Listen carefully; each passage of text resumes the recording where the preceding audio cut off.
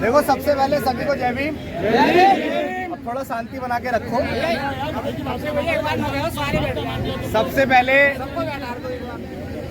आज हम लोग मौजूद हैं अलीगढ़ के अंदर, और जहां एक बहुत दर्दनाक घटना हुई है। जो घटना बीती 30 या 31 तारीख को हुई है, जिसमें एक गौरव जाटव, जिसकी उम्र कितनी रही? 22 साल। 23-24 साल उसकी उम्र थी। उस लड़के को अगवा करके कुछ लोगों ने उसकी निर्मम हत्या कर दी। जब उसकी डेड बॉडी मिली तो आज़ाद भारत का ये इतना दर्दनाक दृश्य है कि आज भी आज़ादी के 74 से 75 साल बाद ये दृश्य है कि हमारी जान की कोई कीमत नहीं है, कीड़े मकोड़ों की तरह में मारा जा रहा है।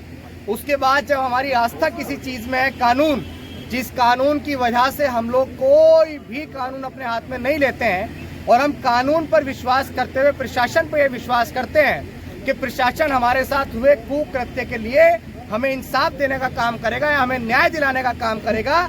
लेकिन उस स्थिति में हमें देखने को ये मिलता है, जब आज हम कॉल देकर हमारी पीड़ित परिवार से बात हुई थी और पीड़ित परिवार ने अपने साथ हुए दुखद घटनाक्रम के बारे में हमें बताया, तो जब हम अपने कदमों को नहीं रोक पाए, हम अलीगढ़ आए, इस पीड़ित परिवार से मिलने आए और शांतिपूर्ण मिलने आए। यहाँ आकर ना हमें कोई धरना करना था, ना प्रदर्शन करना था, ना हमारी कोई ऐसी मंशा थी। हम यहाँ आए कि भाई आएंगे और परिवार से बात करेंगे और उसके बाद प्रशासन से भी बात करेंगे, क्योंकि अगर कानूनी तौर से सारे काम हो जाए तो क्यों धरना करना पड़े और क्यों प्रदर्शन करना पड़े। लेकिन जब हम परिवार के पास आए तो आने के बाद जानकारी मिलती है कि पहले तो FIR करने में आनाकानी होती है। वो लोग पहले कहते हैं गुमशुदगी की रिपोर्ट लिखवाओ, लेकिन जब उसके बाद में प्रेशर पड़ता है तो वो अलग इधर उधर जाके बातचीत करते हैं अधिकारी, और फिर उसके बाद अपने आलाकमान अधिकारियों की, अपने आकाओं की बात को मद्देनजर रखते हुए वो लोग FIR भी करते हैं। FIR करने के बाद आरोपी को गिरफ्तार तो नहीं कर पाती है पुलिस, जबकि हम ये कहते हैं कि माफियाओं को मिट्टी में मिला देंगे, गुंडों को मिट्टी में मिला देंगे, लेकिन हम लोग गिरफ्तार तो नहीं कर पाते हैं। वो व्यक्ति अपने आप ही एप्लीकेशन देके खुद को सरेंडर कर देता है। अब आप ये देखिए, क्या ये एक दोहरा रवैया नहीं है? चलिए ठीक है, उसने सरेंडर किया, ये भी उसके पास राइट है, कॉन्स्टिट्यूशन उसको भी राइट देता है। उसने सरेंडर किया, लेकिन अभी तक पुलिस उसकी कस्टडी नहीं मांग पाई है, उसकी रिमांड पूछताछ के लिए नहीं मांग पाई है।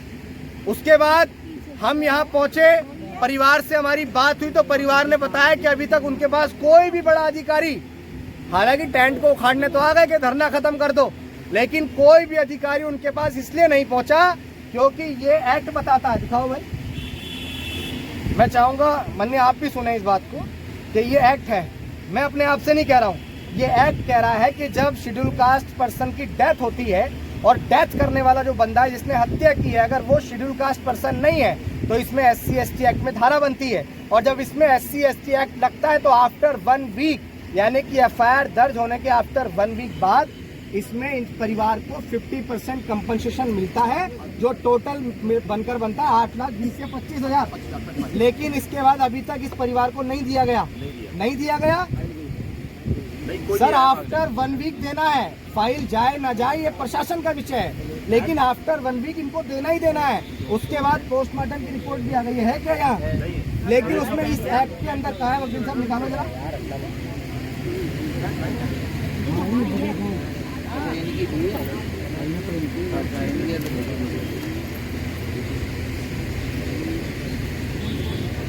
इसमें लिखा है, मैं आपको ही बता देता हूँ, और आप, क्योंकि वो तो है नहीं यहाँ, तो आप ही उन तक बात पहुँचाएंगे।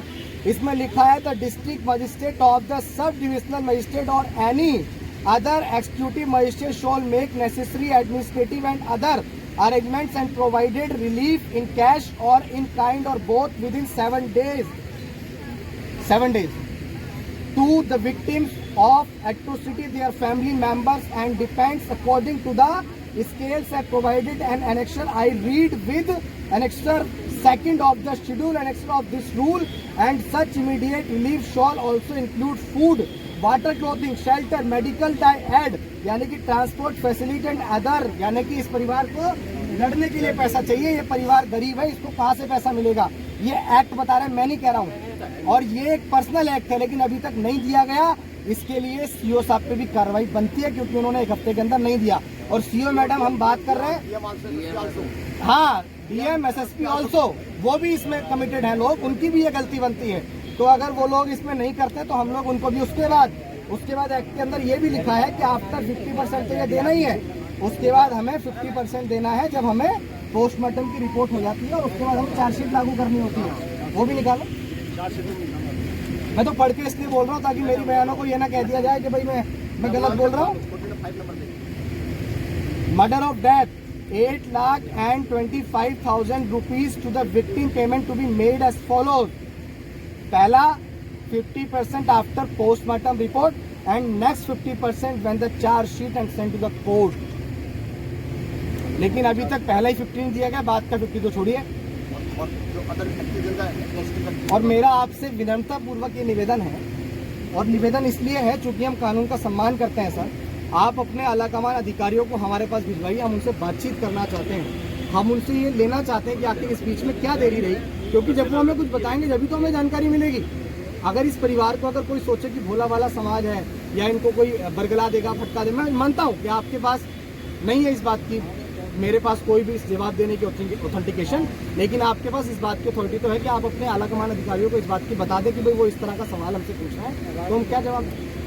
ये जवाब दें, हाँ ये जवाब दें आपकी गलती। मेरा आपसे निवेदन है सर कि आप उन तक ये बात जरूर पहुंचाइएगा कि आफ्टर 50% जो देना है वो परिवार को अभी तक कंपनसेशन नहीं मिला है, और डेथ हुए को 30 से 31 तारीख की घटना है, तो शायद आज 16 तारीख है ना, ये 2 वीक से ज्यादा होगा। दोबारा स्टेटमेंट